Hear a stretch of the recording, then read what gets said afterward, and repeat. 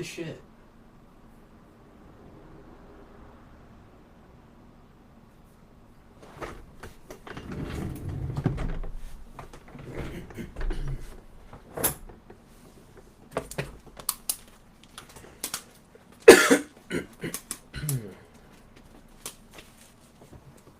Yo.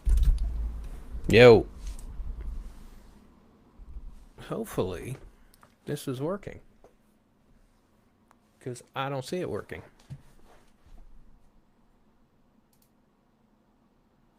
What the hell?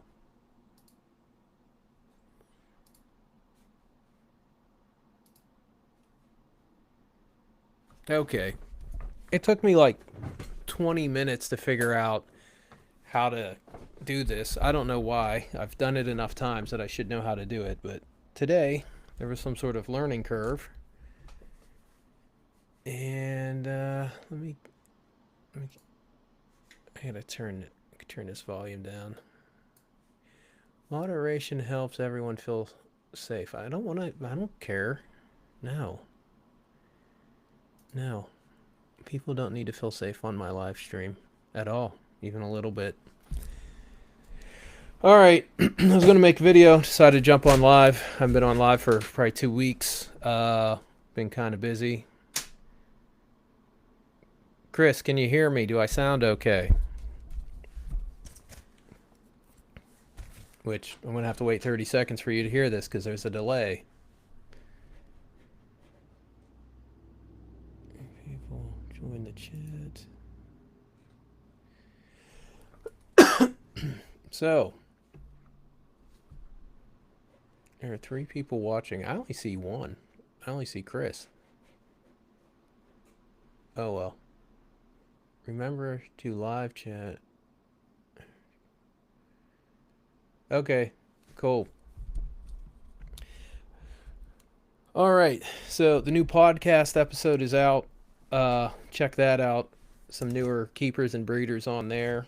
Wanted to say thanks to them for coming on, and hopefully we can get some more people come on.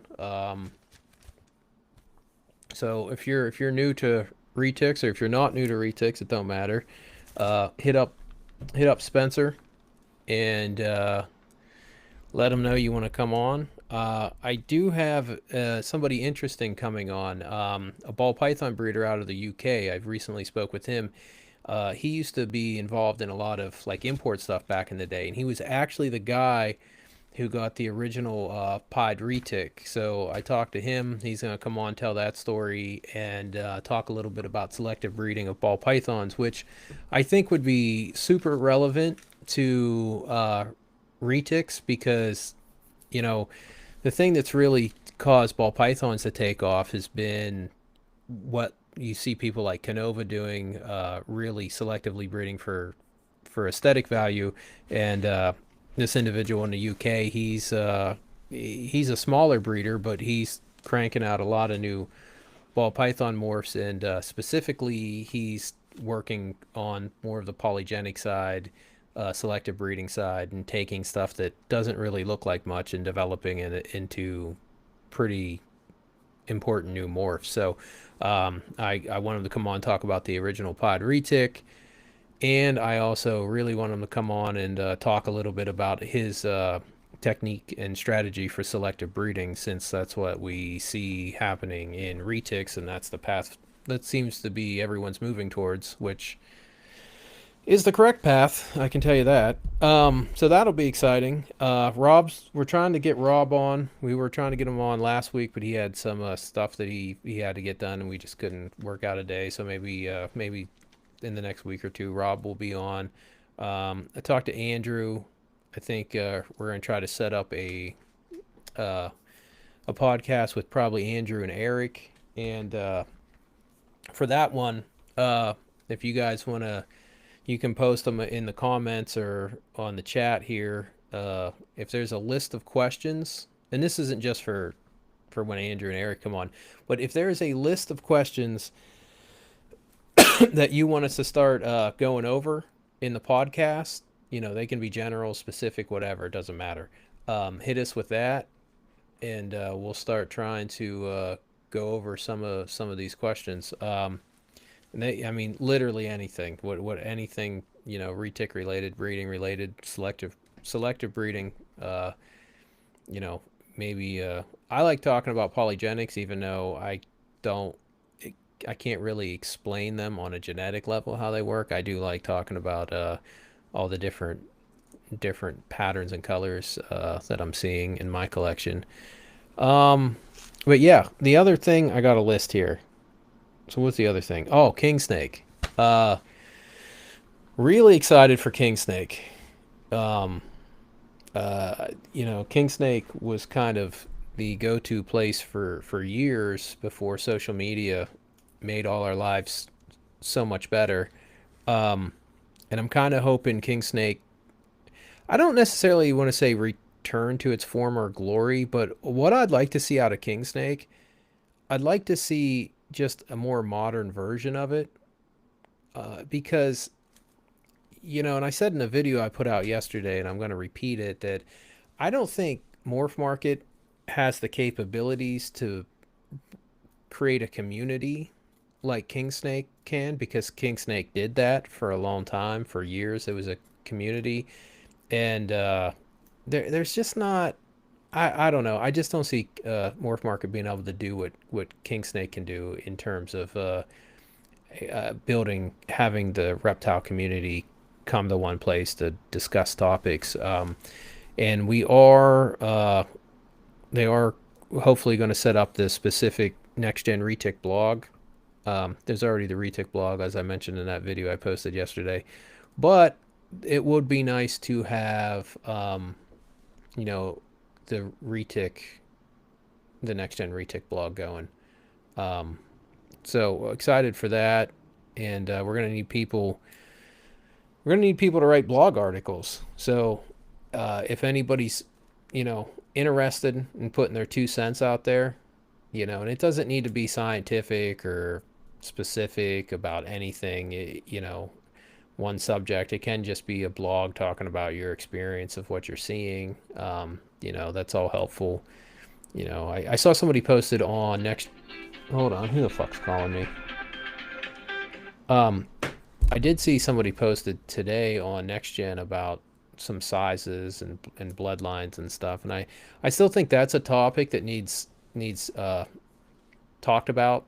One mistake I do see people making right now when it comes to size and bloodlines, they are seeing, it's kind of anecdotal, because they're seeing something in their collection where they'll have an animal that's under 50% super dwarf, but they notice that it's staying small, or staying smaller than some of even their higher percentage stuff. And the reason for that is because how, especially if they're created from a super dwarf cross bred to a super dwarf cross, the amount of super dwarf genetics aren't going to be evenly distributed in each animal across the clutch. So when you have super dwarf blood and mainland blood coming from both sides, you're not getting a 50-50 split of what's available. So how all those genetic markers are lining up for for size. That's why the person had made an argument that I think it was like a 37 point something whatever super dwarf, and how it was staying smaller.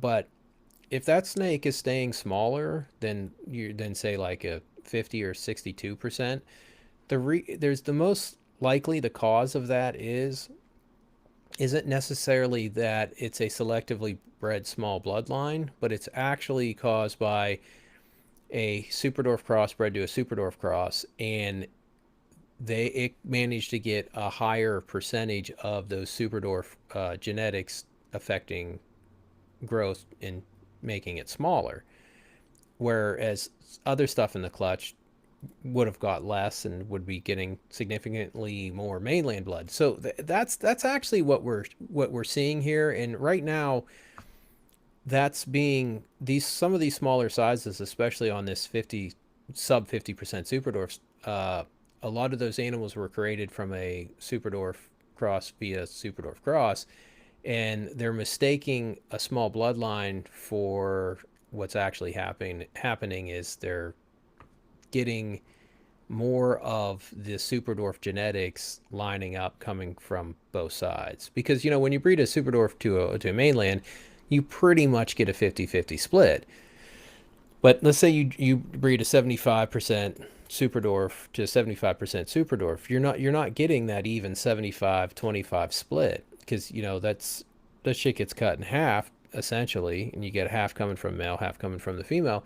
So you might get a very large portion of Superdorf blood lining up from both sides, and then in another situation, you even though there's only 25% of that mainland blood, you could be getting a very high dose of that and ending up with a snake that's noticeably larger than everything else in the clutch. Now, chances are 75 to 75, you're going to get a pretty overall small size, but there's still those outliers of the randomness in the genetic lineup that's going to create stuff that's pretty close to the size of a pure Superdorf, where you're going to, and then on the other hand, you're going to get stuff that are getting, I'm not going to say mainland size, because there's not enough mainland genetics to do that, but there is enough mainland genetics possibly to be creating something that's going to be more in that 50% Superdorf size. Probably not a lot, but the numbers are the numbers. So, I mean, it's still possible. So I think that's the big mistake that I'm mostly seeing. Where the hell's my cursor at? Right now. So, that's just something to watch out for, because people are mistaking this anecdotal growth they're seeing in a specific animal for actual selective breeding of small bloodlines, and that's really not the case. You're just seeing a random lineup of polygenic traits that we don't understand, nor know how many of them they are, or know how they actually affect growth. So we're really in the dark on growth of reticulated python, and we are reaching a little bit for answers that aren't really correct. We're seeing the result, and then we're kind of putting in our own answers for why we got the results, and sometimes that's not the best way to do stuff. But yeah, well, do I think feeding at a young age has a factor as well? Yeah, I said that. I've said that a while ago. That the overall food that you're putting into an animal is pretty much going to tell that animal whether or not it needs to grow. So I do think, I'll give you an example, and I don't think it just matters at a young age. I'll give you an example. My Solas, I I forget what year they came in, 2013, maybe 2014. And my pair I'd actually sold, and they went to a dude for 2 years, and he actually had gotten a really bad car accident and was basically just maintenance feeding these Solas for 2 years. So I sold them when they were like 3-4 feet, and then when I got them back, the female was like 6, the male was, I don't know, 4.5, 5.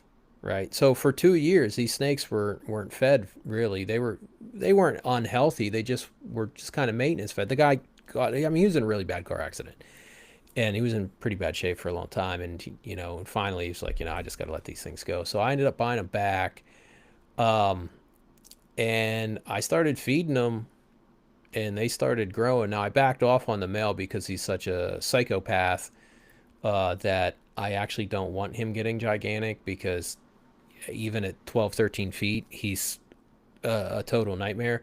And the female, she's, I don't know, I posted that video. I don't even know how big she is. She's at least 17. She's probably 18. And this is a snake that's laid, what has she laid? She's laid 2 clutches. Fortunately, I don't have shit to show for it. But so she has been breeding, and so I mean, there's been periods of time where she hasn't been fed, but every time I hit her with food, she grows. So even in those young years, early years of her not getting food for a couple years, it still didn't really manage to stunt her growth that much. Now, would she be much larger had she been fed? Maybe. I don't know. So, but I do think if you hit a snake with a ton of food and a ton of big meals, like we already know it will make them grow. The question there is actually, is there an epigenetic effect of food intake on indeterminate growth? And that's the question I honestly don't have the answer to. So, I mean, if that there's a chance that that causes spikes in growth hormone, I don't know. I don't know. I don't, and I don't, and I doubt maybe it could make them a little bit bigger, but I can't see like an abundant amount of food overriding the genetics completely of, say, of Superdorf, because I can't imagine that just feeding a young Superdorf twice a week big meals for 5 years straight is going to turn that into a 15-foot animal. So I would say it's a yes and no question to that. Um, but I don't, I don't know, and I don't think, unless we get some serious genetic testing done, which I can't afford, I don't think we're going to know. Okay, the reason I asked is I have a 68.75 SD that is 4 years old and pushing the 12-foot range. Okay, do we know, Chris, do you know the bloodlines of the 68.75% SD? Because if some of that is Kiawati, or if all of it's Kiawati, then towards pushing the 12-foot range, that's really not too surprising, because that's pretty much the average size, to be honest, of Kiawatis in that you know pushing 12-foot range. So that depends a lot there. But also, again, how was that made? Was that a 60?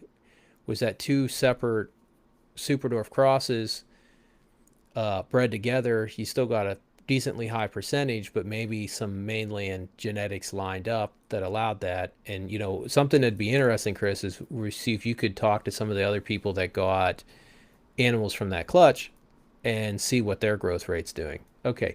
Do you think that there's an element of keepers feeding less because it's SD and thus helping to keep them small, and not necessarily anything genetic going on? Yes and no. To your question,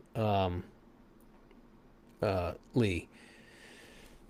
If you go back, here's something funny, and this isn't. I don't want to go on a Garrett tirade here, but if you go back and you look at a bunch of old um, YouTube videos from Jay Brewer tells this story about how you don't need to invest in Superdorfs because there's a way to keep your mainland small, and the way you keep them small is by you only feed them mills roughly as thick around as they are, because it will tell them they don't need to grow.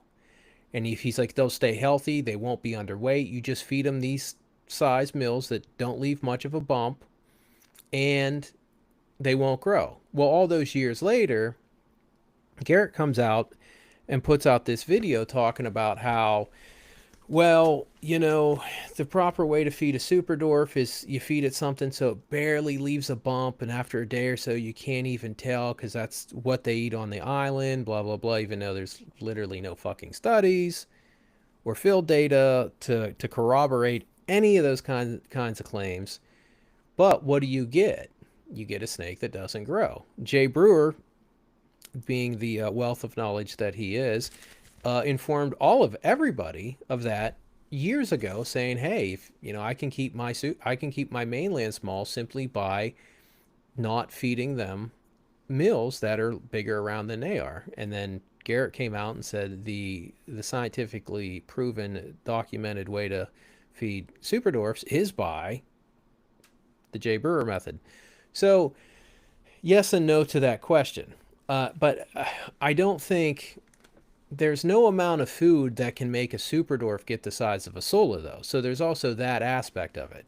So I mean, even if something has, the growth that isn't determinate, they do have like the indeterminate growth.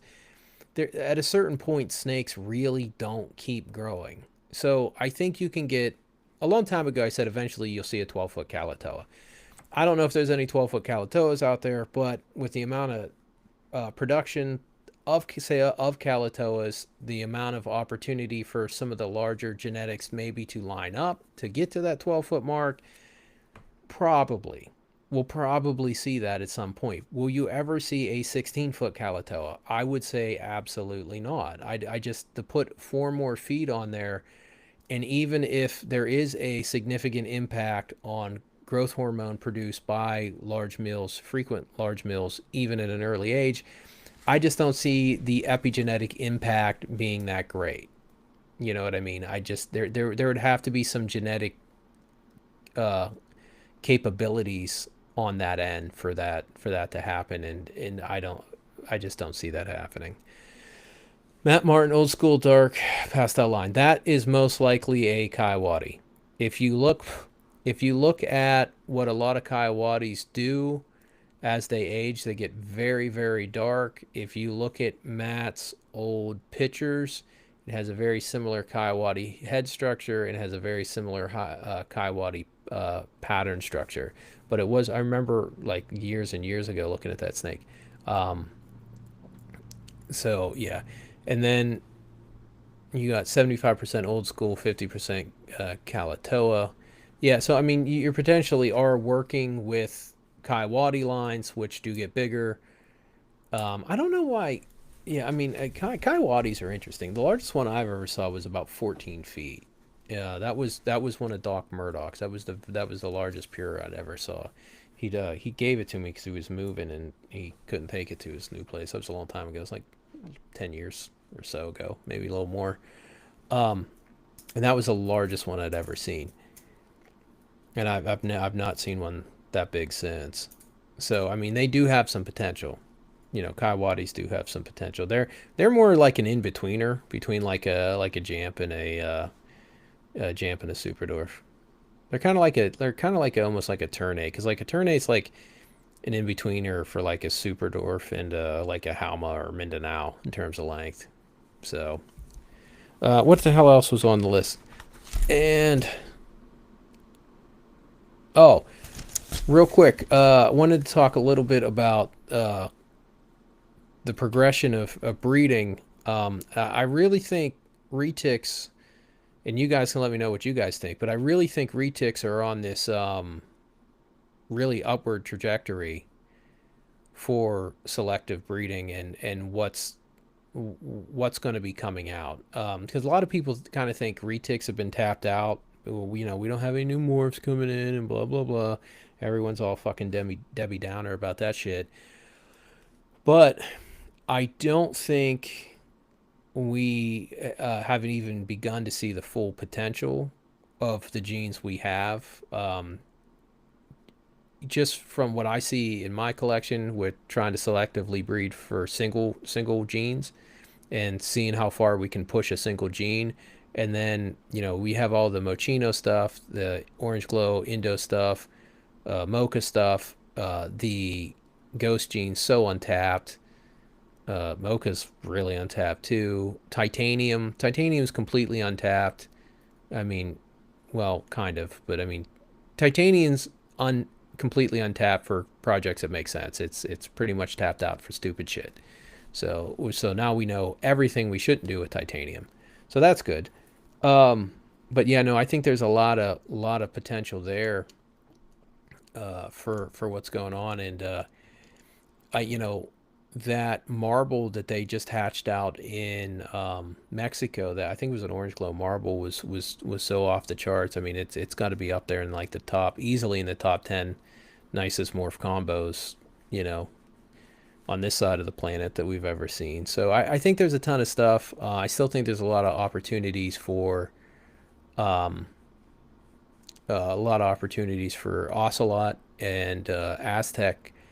I mean, that's wide open. So we're learning not what to do with Aztec pretty quickly. So the learning curve on that's going to be pretty steep, and it should be easy to correct rather quickly. Have you noticed a correlation between 50% Superdorf egg size and adult growth? Absolutely not. There is no correlation between Superdorf egg size, between egg size and adult growth. There's also really no, even with how they even the size they hatch out. I'll give you an example. Um, Mindanaos are gigantic when they hatch out, like they're like they're like pushing 3 feet. All right, and Jamps are super little. There's more large Jamps than there are really large Mindanaos. So, and I mean, there's not a ton of Mindanaos, and they haven't, only been being bred for less than 10 years in captivity, at least in the U.S. But we're also not seeing, like, Mindanao seems to have, uh, overall, seems to be probably, and I don't want to say this, they probably are smaller than Jamps as adults, but they have a giant ass egg, like 250 grams, pushing 300. They have a giant ass snake that comes out of them, but they just don't get gigantic. At least mine haven't, and all the people I talk to in the Philippines, they're saying the same thing. So, the egg size really seems to be determined by the locality, and there seems to be a fail safe where, regardless of what localities are all mixed in, that the embryo doesn't develop uh, beyond the capacity of the egg. But no, I mean, I can tell you 100%. Uh, the egg size, the hatchling size, and what it grows up to is there's no correlation there. You're not going to be, and a lot of people, there's unfortunately there's some people that will try to tell you different, but anybody tells you different, ask them to show you the data. If anybody who makes any claim ever about any of this shit, ask them to show you that. Anybody who tries to make a claim about bloodlines, anybody tries to make a claim about how a small hatchling size means small adult, ask them to show you the data. And once you do that, then you'll realize that you're dealing with a sales pitch. You're not dealing with actual scientific data. Now, I mean, there are some bloodlines out there that have just pretty much haven't had any like crazy outliers.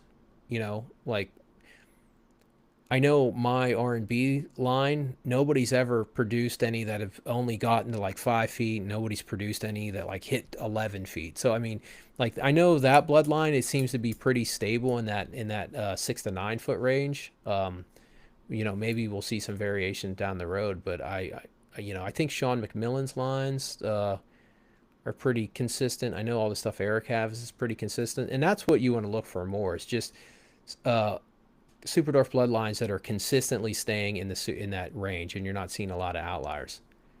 Okay, what do we got? How many different locality Philippine pythons have there been in the U.S.? Well, there's been a lot, but left there's next to none for how many different Philippine retics.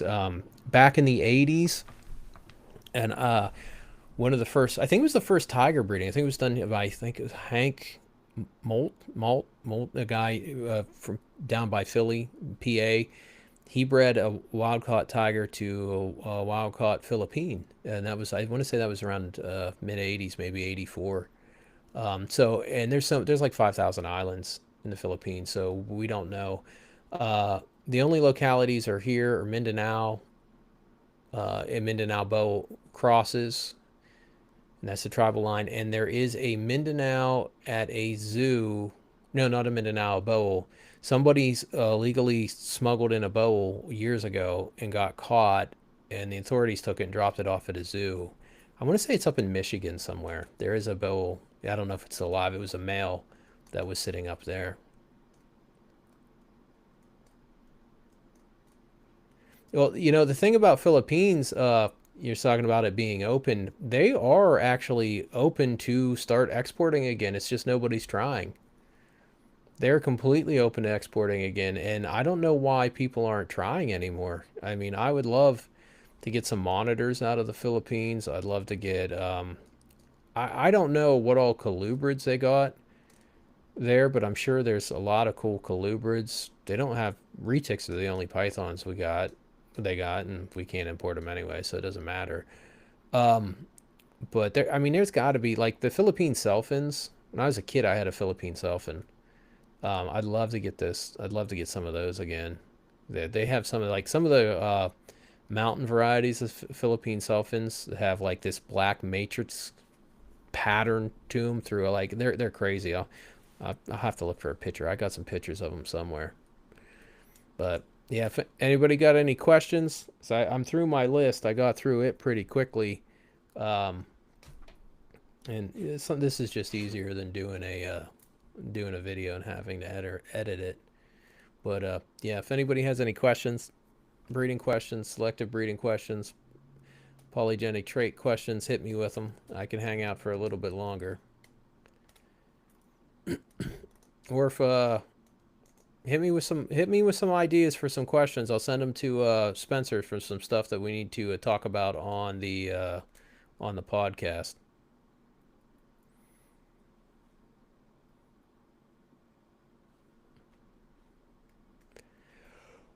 One thing I should do is I should probably start announcing before I do lives, like, hey, I'm going to do a live this day at this time instead of just jumping on randomly. But honestly, I just kind of jump on randomly because I jump on when I have a 35, 40 minutes to do a live.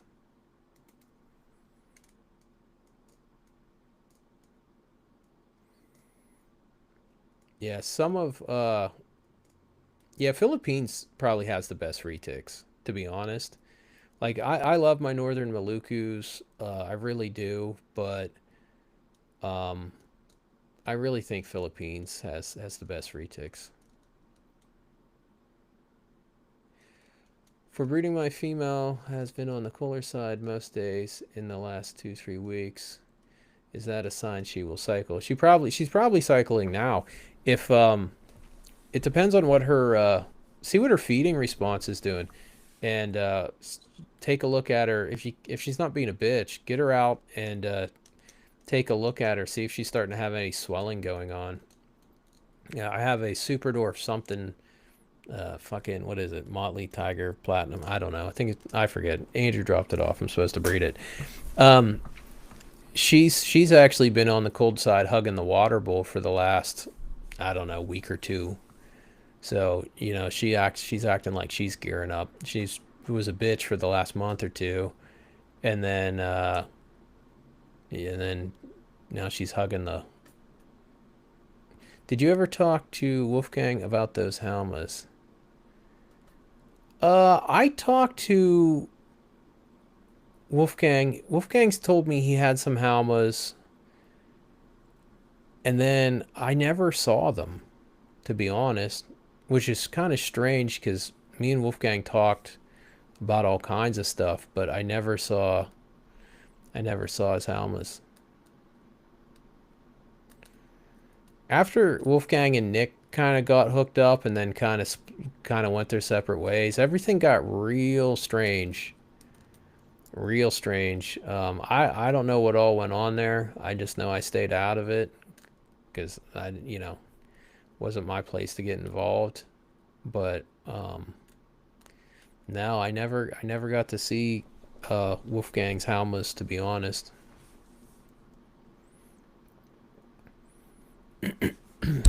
He has I think he has Buru or Baru, which is a small island. It's not that small. It's actually there's like three main islands: Siriam, Ambon, and Baru. Um, I think he had some retics from that island, which they're basically they look like Siriams and Ambons, but they're still neat snakes. They're really pretty snakes. I've only ever seen a couple pictures of them. I think I might have.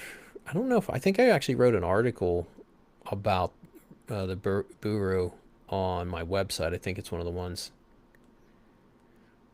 Yeah, yeah. Wolfgang's interesting. Wolfgang's super smart. Yeah, that's one thing about old Wolfgang. Wolfgang's like genius smart, so he's definitely a little different. Yeah. Yeah, but Chris, yeah, if she's slowing down feeding, I'd probably if she hasn't shed in a while, I'd probably put a male in, see what's up. Or she's probably going to be going into a shed, so she'll probably be ready to roll after that shed. Hopefully, my solo wants to breed this season.